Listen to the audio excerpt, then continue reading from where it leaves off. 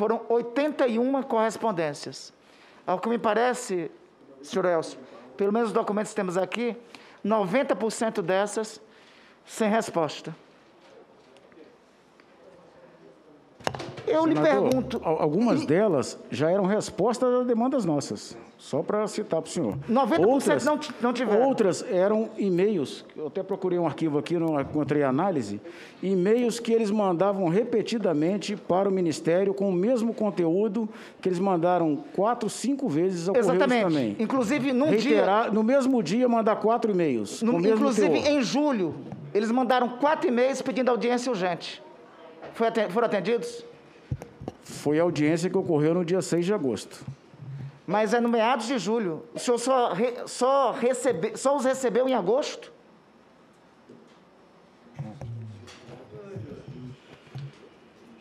Eles tiveram uma reunião em junho e tiveram a reunião dia 6 de agosto.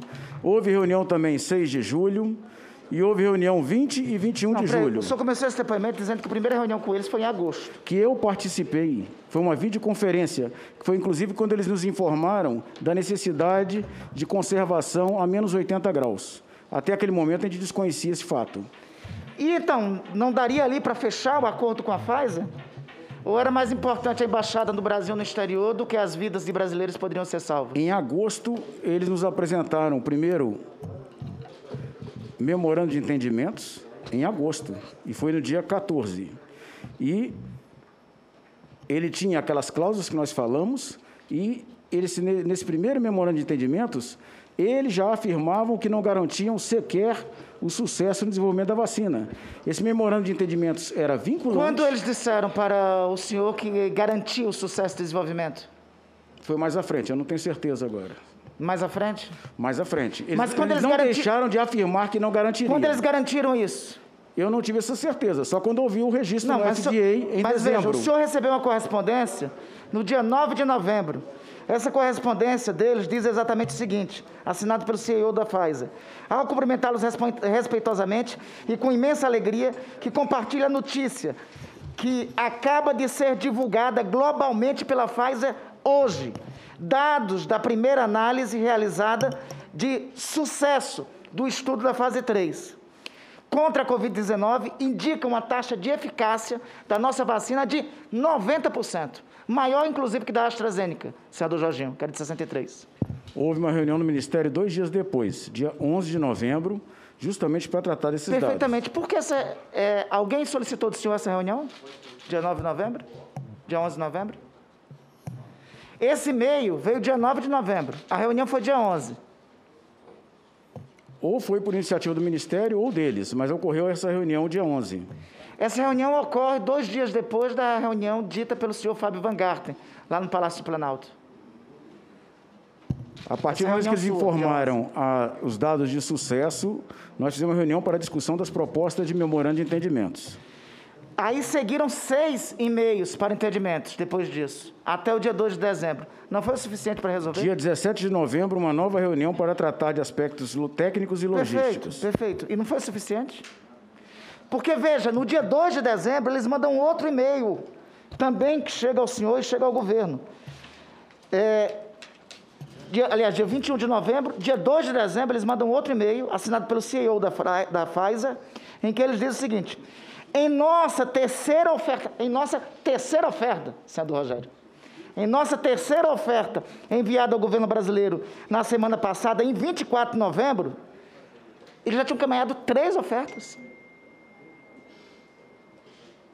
Sim, naquelas condições que eu falei para o senhor. Mas as condições foram mudando até que no momento em que nós celebramos o contrato em melhores condições de vantagem, antecipando o cronograma e contratando 100 milhões de doses. Enquanto estava tendo essa negociação, vidas estavam sendo perdidas. Você não achava que era urgente? O próprio memorando de entendimentos, ele previa que a vacina só poderia ser disponibilizada após aprovação no FDA. E havia uma norma do governo americano uma semana que não antes, autorizava a exportação de vacinas. Informando que já tinha sucesso de eficácia de 90%. E já tinha sucesso da fase 3. Essa era a informação deles, não o endosso do FDA. Não, é a informação que chega ao senhor, está aqui o e-mail. Não é o Tá aqui no endosso e-mail, do a informação FDA. chegou ao senhor. Essa informação técnica não é o endosso de uma agência reguladora, que era o FDA, o que só ocorreu no dia 11 de dezembro. Mas a informação, o senhor não acredita que eles tinham uma responsabilidade ao encaminhar essa informação? Como todos os fornecedores de vacina. A Sputnik também informou, e até esse momento, ela não teve uma autorização para uso emergencial total da agência reguladora brasileira. Mas eu quero só lhe informar que no dia 2 de dezembro, lhe passaram aqui o texto que o CEO da Pfizer disse.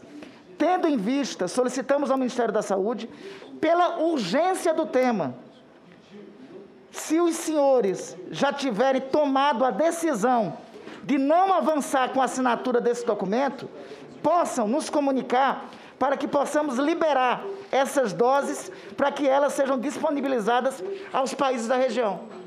O senhor respondeu isso aqui? Senador, essa resposta aí aconteceu com discussões internas. Isso aqui é dia 2 de dezembro. E nós tínhamos a imposição deles de edição de uma medida provisória ou de um projeto de lei, e essa medida provisória obrigatoriamente teria que ser convertida em lei. Uma semana depois, eles mandaram para o senhor uma sugestão de modelo provisório. Mandaram sugestão de medida provisória e mandaram essa proposta de MOU. Eles chegaram Foi a fazer aquele uma sugestão de período medida em que provisória. houve um lapso temporal que o Ministério da Saúde, assim como o STJ e o governo do Distrito Federal ficaram fora do ar, o que atrasou a nossa análise desse material. Por uma semana não funcionava o servidor do Ministério por causa de um ataque de vírus. Desculpe, Coronel Elcio, mas esse governo deve ter alguma incompatibilidade séria com o computador. Ora, o general Pazuello vem aqui e diz que um tal de um hacker. Agora, o sistema saiu.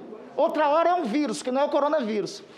Tem que fazer um curso, rapidamente, de manutenção dos dispositivos de computador do governo. Porque enquanto sai do sistema, os dispositivos de computador, vidas estão sendo perdidas. Veja, quero reiterar, esse ofício aqui, do dia 2 de dezembro, é um ofício desesperador. Ele diz aqui, o CEO da Pfizer, claramente, se o governo brasileiro não quiser, vamos disponibilizar para os outros países da região. E sabe o que aconteceu, senhor relator, senhor presidente? Uma semana depois, o Chile começou a vacinar. Uma semana depois, e hoje, sabe qual é a situação? Hoje o Brasil tem 11% de vacinados e o Chile tem 56% de sua população vacinada. Então, só para concluir...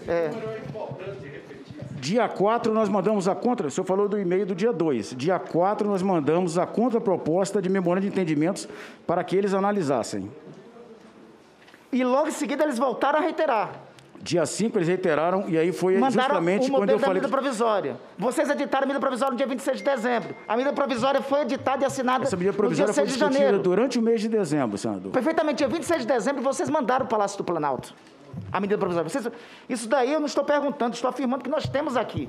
Sim, a minuta da medida provisória assinada por todas as autoridades do governo, por todas as autoridades jurídicas do governo, para resolver o impasse que, no meu entender, não existia. Mesmo assim, a medida provisória é assinada. Esse impasse foi justamente do Ministério da Economia. A medida provisória é assinada. Qual é a diferença do dia 26 de dezembro para o dia 6 de janeiro, que a medida provisória é assinada? Aquele material foi retirado do texto dela, por causa da falta de consenso, como foi colocado. E foi particularmente do Ministério da Economia. Vocês resolveram o impasse com a medida provisória. No dia 6 de janeiro, o presidente da República edita a medida provisória, sem esse dispositivo.